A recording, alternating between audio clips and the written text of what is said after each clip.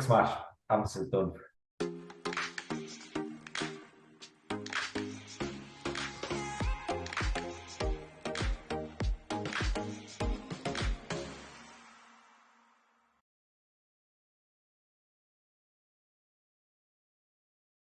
That's an incredibly good question.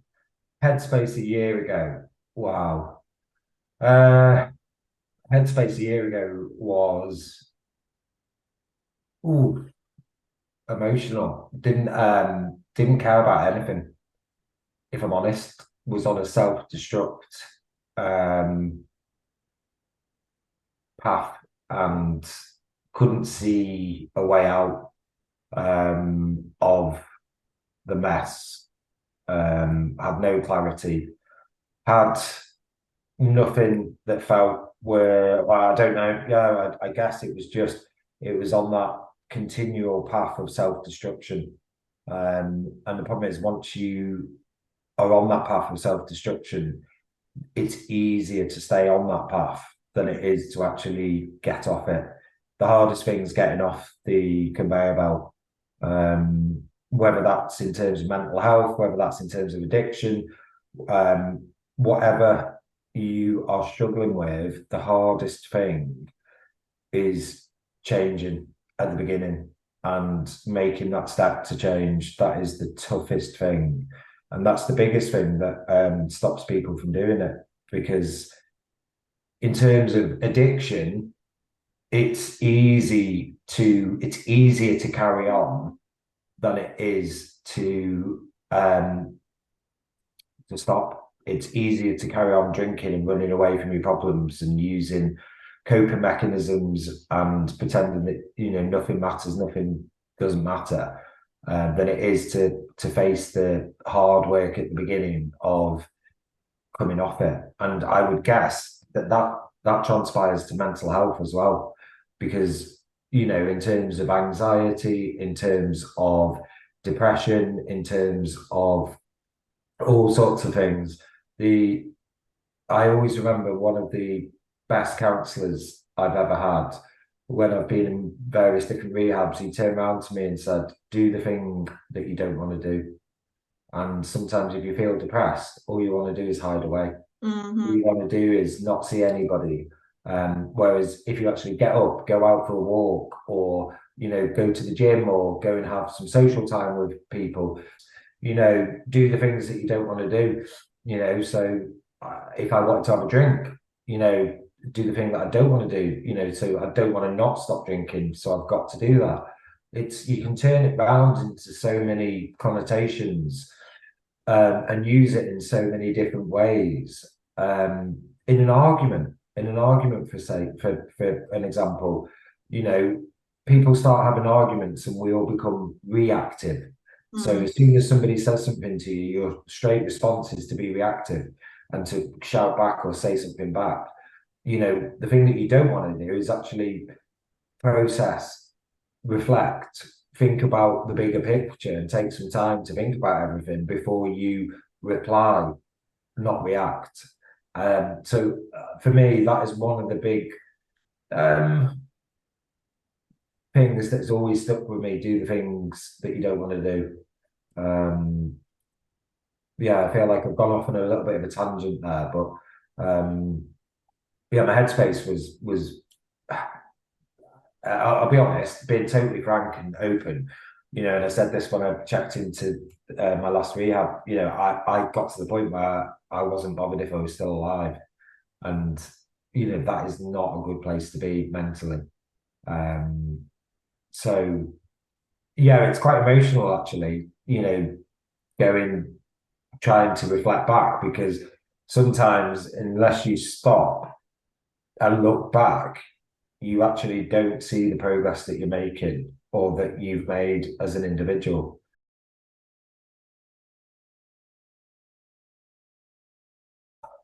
I think making changes, it's and again, whatever is going on, whether it's an addiction, whether it's mental health, the way to actually help you can only help yourself. And I've had to make and adapt a lot of changes in my life over the last 12 months. I don't choose to go to the pub anymore. I don't choose to go out on big nights out because I it's not suited to me anymore. Why do I want to put myself in an uncomfortable situation where I'm going to have temptation and I'm going to have jealousy that other people could drink on a normal basis? And I've moved, I've moved to a new area. I've started again. I've started building a new community, new friendship groups. I've started doing some volunteering in terms of the teaching kids boxing. And it's just changes though for me. It's just making those small changes and beginning to put, and also realizing that nothing's going to be perfect. Nothing's going to be perfect. And things are going to take time. You're not just going to click your fingers and go from a really bad headspace to an amazing headspace and everything's going to be rosy. I still have my struggles. I guess I reflect it too. A professional athlete trains every day. Mm. And if I want to look after myself and I want to make sure that I keep myself in the best mental headspace I possibly can, then I need to look after myself mentally each day, and whatever that be, whether that's being open, whether that's telling people, being honest, telling people exactly how I feel when I feel it, communication, not being scared of being vulnerable about, it's okay to feel lonely. It's okay to feel sad. It's okay to cry. It's okay to be upset over something. It doesn't mean that you're weak. It doesn't mean that you're a bad person.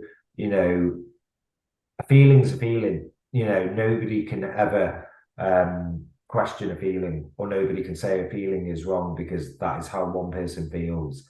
And that's okay. It's okay to actually have a feeling, and a thought and a feeling is not going to kill you. That's what I always say now.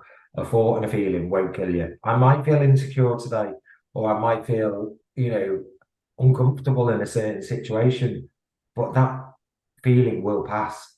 Mm. So that feeling won't be there for the rest of my life. That feeling will come and it will go. And it's a question of allowing myself to know that, okay, I might feel uncomfortable, I might feel sad, I might feel angry, but it's not going to be consistent for the rest of my life. And it's there's some going to come and some will go, and then some more will come and some more will go. And it's just accepting that that's okay. And that's been a big journey because I think I was so closed years gone by to having feelings or emotions and pretending, that just by shutting them out, they didn't exist, and pushing them away. And I'm still, I'm a year into my new path and my new journey, but I'm still learning every single day, and I will be for the rest of my life. And I by no means get everything perfect, and I'm not saying that I'm ever going to. But I think doing my best and reflecting on, my actions, what I say and what I do is all I can do each day, and try and, accept that it's okay to have all these different feelings and that's just normal.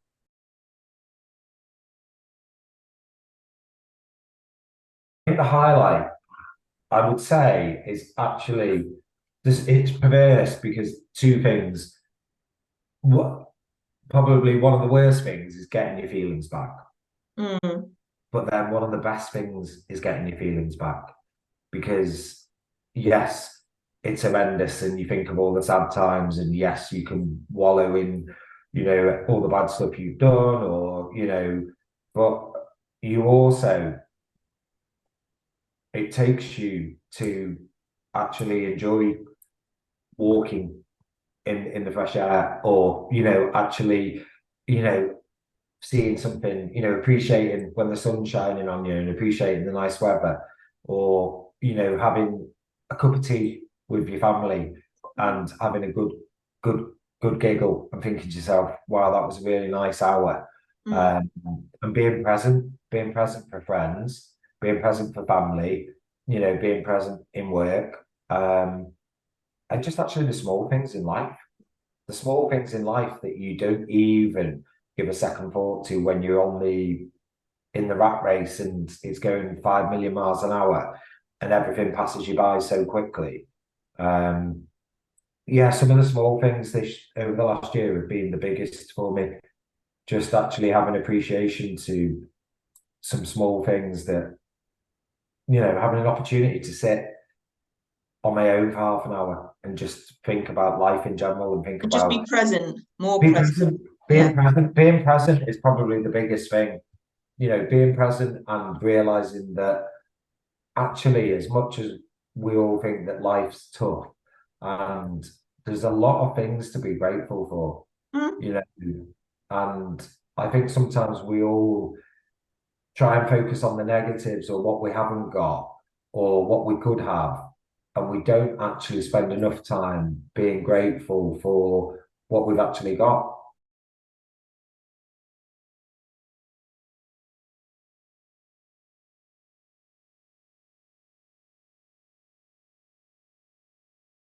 I don't think any of it's easy, if I'm honest. I don't think any of it changing your behaviors, your mindset, and even your actions it takes a lot of effort and a lot of hard work. And it's like anything, it becomes, with the kids boxing, I say repetition, repetition, repetition, and it becomes installed in you. It's exactly the same when you're trying to change your mindset, your headspace. You need to do it on a regular basis, Mm. and it's consistent. And I would say none of it's easy. None of it's easy because all those self doubts, all those negative thoughts, all the insecurities, they're all still there in your head. They're Mm. all still there and they're all still clambering around and they're trying to get to the front of your mindset. And your mindset's going, I know, come on, I know what will fix us. Let's go and drink again. I had to be busy. My mind had to be busy all the time. I could not sit still for 5 minutes. Um, and now I can actually, I can sit in my own company. I can sit in my own space and not be uncomfortable, not Mm. be fidgety, um, not be, thinking, what's next? What's next? What have I got to do? Where's so and so? Where's so and so? What, I'm okay in my own headspace, in my own company, on my own. And that is probably the first time in, donkey's years that I can actually say that. Um, so yeah, but again, I would say none of it's been easy. It's just repetition, continuing on the right path and taking steps all the time.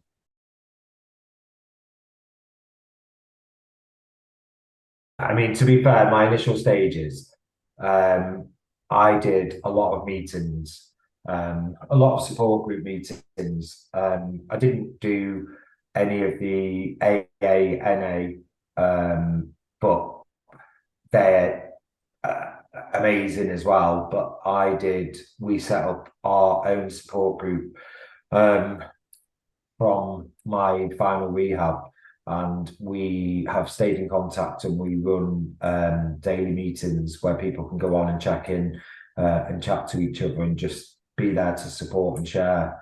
And at the beginning, I was probably doing those daily for the first couple of months because that's what I needed. I just needed to be around people, like-minded people who were going through the same. Um, and I think whether it be addiction or whether it be mental health, having somebody else who understands what you are feeling or thinking in your head is a massive support. It's a massive, massive support because we all sit there and go, if you knew what I was thinking in my head, you'd think I was crazy. And we all have those moments, every single one of us, some more than others. And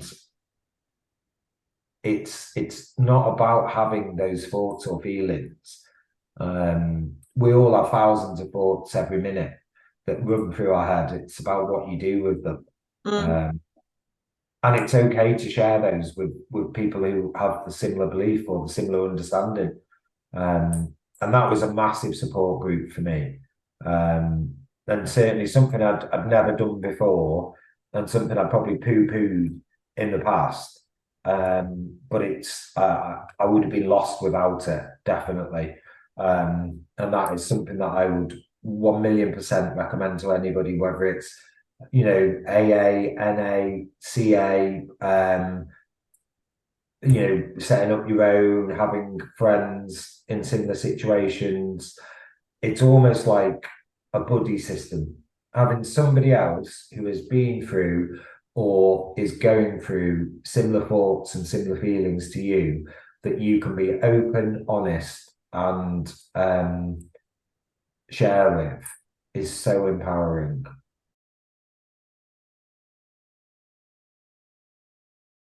1,000,000%. When I was failing all the time, when I was pretending to myself and to everybody else I didn't have a problem and I was fine, I refused to go to meetings. I refused to tell anybody else. I refused, you know, and it didn't work. It didn't work at all. And the biggest step is actually coming out and being open and admitting that you are vulnerable. And once you're willing to actually be vulnerable, the amount of support and help that is out there is amazing. It's It must be amazing. quite And freeing as well, in a way. do you know what? It's so liberating. It's so liberating because, for arguments, you know, having I remember telling somebody I was going to tell all my clients that what I'd been through, and you know, and people sort of questioned me and said, "Do you think that's a good idea? Do you think you're going to lose some business from it?" And I took a step back and I thought, well, if I do, then that's on them, not on me. You know, I'm, you know, open. I've got to be willing to be open. And it was a brave thing to do. And I went and did it. And the amount of support I've had since then from clients and people who I've done work for over the years or worked against or been in the same industry as for 20 odd years is it's been amazing. It's Mm. been amazing. And it's just shown me that if you are willing to be vulnerable, that you will always find support and you will always find help. But it's being brave enough to be vulnerable. Mm. That is the biggest thing. That is the first step, being brave enough to be vulnerable. And being vulnerable isn't weakness. Being vulnerable is actually strength.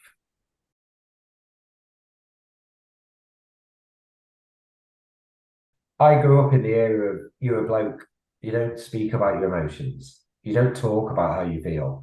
You know, you suck it up, you get on with it, and you've got to be strong enough and support everyone else, and you're not allowed to feel anything. And that is how I grew up. You know, we never talked about feelings. We never talked about emotions. You know, and I've suppressed all of mine all of my life. So to go from that to being open, transparent, and sharing with everybody like I do these days is polar opposites of the spectrum.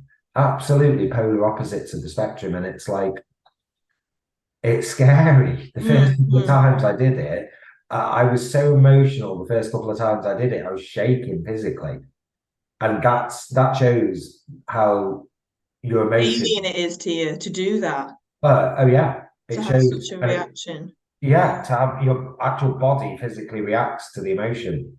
It's bizarre.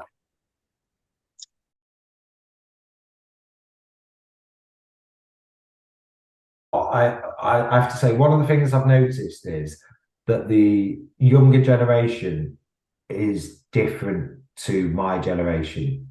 The younger generation, things are beginning to change for the better, Mm.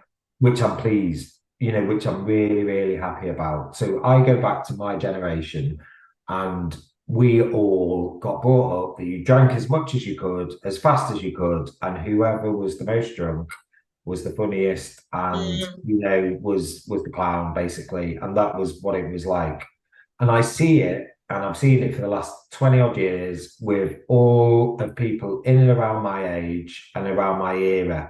It's the way we all got brought up. And I see it, I've seen it in work things, and Marcus is 18, nearly 19 now, and he's very controlled and measured with his drinking. I teach some under 25-year-olds at the boxing, and some of those are measured and controlled with the drinking. And I see it where I'm chatting to other people, and the younger generation is of a different mindset. Um, like for argument's sake, my son has just gone to university and he's out a couple of nights a week, but then he's going to rugby, he's going to boxing, he's going to the gym. He's not just out drinking. If I'd gone to university at 18 years old, I would have been out every single day and every single night, and I would have done nothing. I actually believe with social media, I think some of it's had a negative effect, which I'm not going to go into, but some of it with the kids wanting to train, go to the gym, be a bit more healthy, some of it's had a positive effect. And I think there is a lot more balance for the youngsters these days of the healthy as well as the unhealthy. Um, but there is still a lot of changes that need to be made within the corporate industry because Mhm. the corporate, I see it and I see it all the time, or I've seen it over the years where people, as soon as they, go to a corporate do that's free and that's all paid for, that's the first thing they want to do, get as drunk as possible, get as drunk as possible. And then people become a totally different person. And, this is when issues arise and problems happen at work and you spend most of your life at work.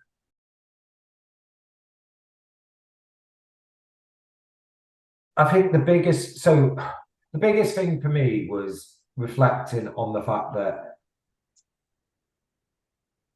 I have always had mental health challenges looking back. I've always had mental health, challenges of whether it be insecurities, depression, anxiety, whatever you probably, but I've always put a brave face on it and always pretended that to the outside world, I am absolutely fine. And I envisage I can't be the only person in the corporate world or in this world that puts a big sticking plaster on everything and carries on until he falls over. Mm. And I am privileged and honoured, I guess, that I have actually been able to step outside of the world and spend 5 months in total in rehabilitation centres. 5 months to be able to reflect, look at my whole life and take some time out and to work on all my insecurities, my defaults, my unhappiness, my whatever you want to describe it as, and to be able to process things and to be able to come to a conclusion that it's okay to have all these feelings. And I just see it as so many of us struggle in silence, so many of us are too scared to be vulnerable. Um, that it takes somebody to put their head above the parapet and go, actually, yeah, it's okay to be vulnerable. It's okay to say, I'm not okay. And it's okay to feel all these different feelings. Mm. Um, and by people coming together, people sharing, I've seen the power that it makes, the difference it makes. And alcohol's a mind-altering substance. Um, and I'm appreciating being present in people's company without alcohol. I'm having a better time.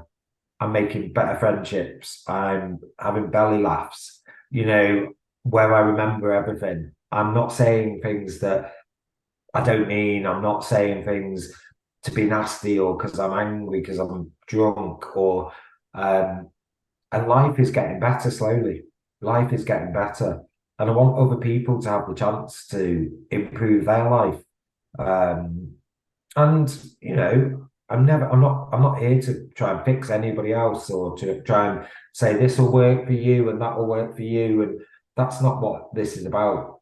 Forming Clarity is about giving people an option to look into and test and try different things. And ultimately, whatever you choose to do, the only person that can make anything work is yourself. Mm. So, for each individual person, they have to be willing to make some changes and to try something different. If I had been willing 5 years ago to make changes and try things differently, I think I'd have been in a different place. But I wasn't. I was too closed off into my way of thinking, and you don't show your emotions, you don't talk about anything, and no, I'm just going to get my head down and pretend to the outside world that everything's fine. And there's one thing I've been on a very negative journey, but what I want to try and do is try and help others not to go to that bad place, not to get to the end of the road, that I was at. And there is different ways of helping. There's different ways of coping. There's different things that we can all do to. And if everybody, I always say, if everybody had an opportunity to take a month out of their life and actually spend a month at rehab, the world would be a million times better place. And Mm. I actually genuinely believe that. But rehab's not cheap. Rehab's not cheap. And let's be honest, who can afford to have a month out of their normal life? Not very many people. So, what can we do is what I was thinking. What can I do to try and help people? So, we're trying to do good things and we're trying to, give people some good signposts and trying to give people some good opportunities to change, but in a positive way. And it's going to take time. It's going to take time. And I don't envisage that we're going to, fix anybody or anything like that because everybody has to work on themselves. But it's exciting. I've got a passion for it now. I've got a passion. I'm taking all the crap that I have been through and that I have had to go through to try and use that to then help other people. And if I can help a handful of people, then I'm doing a good job. If I can help two handfuls of people, amazing. And it carries on. And then if one of those people that we help can then in turn help somebody else, It's a domino effect, isn't it? it's like a domino effect. It's like a domino effect. And what I have learned and what I've seen is that we can't do this on our own. No. Ever the situation, we cannot do this on our own. So, people help people and people need other people. Mm. Don't be stubborn. Don't be stubborn. Don't be stubborn because I was so stubborn I wouldn't listen to anybody else. I would not listen. I would not accept. And you've got to start with facing the fear of being vulnerable. Face the fear of being vulnerable and take a step to telling somebody actually how vulnerable you are and actually how insecure and struggling you are. Because once you take that step, and sometimes it's easier to tell a complete stranger that than it is to tell a loved one that. Mm. And I would encourage anybody who's really struggling to take the first step to being vulnerable. I think that is the most powerful and the best piece of advice I could give.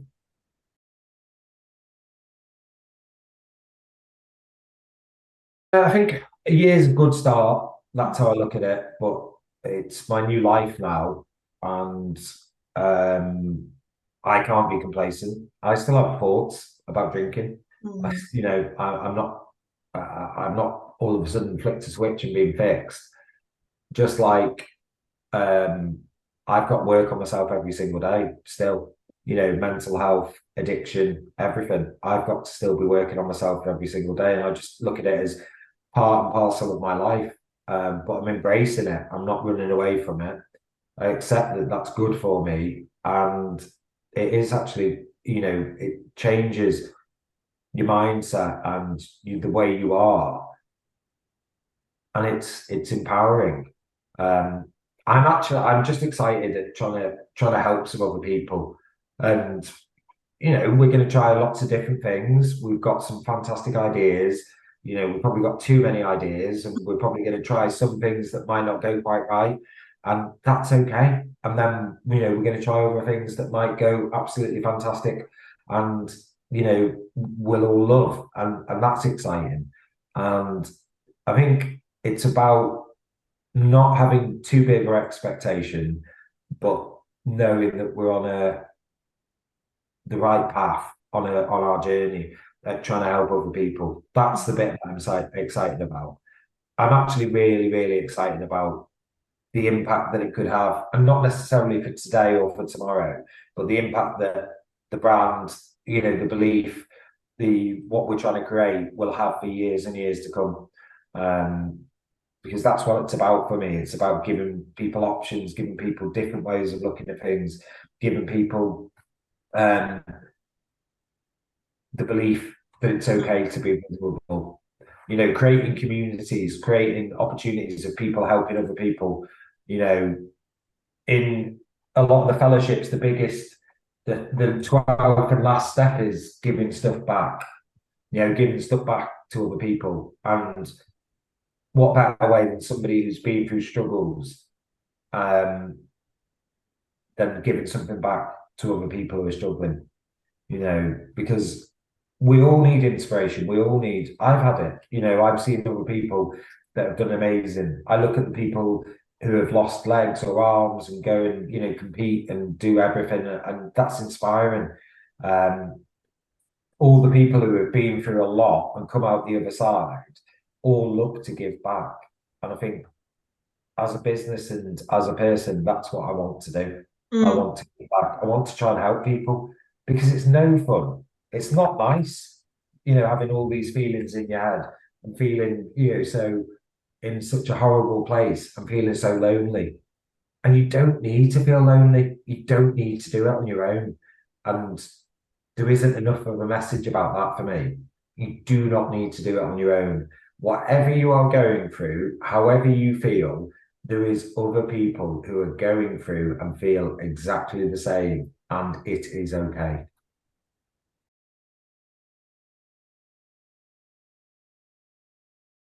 It's really important to me, and I think when something's as close to your heart and you actually really want to try and help other people, it becomes passionate and easy, and you really feel it. And that's the most important thing. We all struggle at times. We all struggle, and it's okay. It is okay. And whatever happens, good, bad, indifferent, it's okay. And we've got to remember that. Eventually it's okay. We're not the most important thing in the entire world.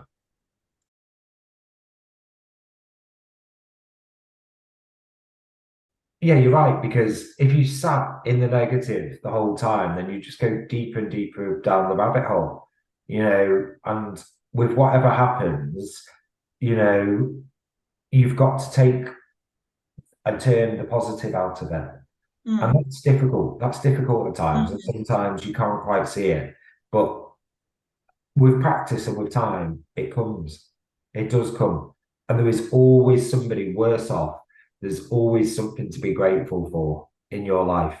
And that's, today I'm grateful for the fact that I'm healthy, I'm happy, I'm going to And you're speaking to me. And I'm speaking to you. Thank and you. I'm going to see my son tonight. I'm really happy about that. So, it's sometimes appreciate the small things. Yeah. Appreciate the small things, and the big things diminish, the problems diminish sometimes. Positive words: happiness, positivity, and exciting.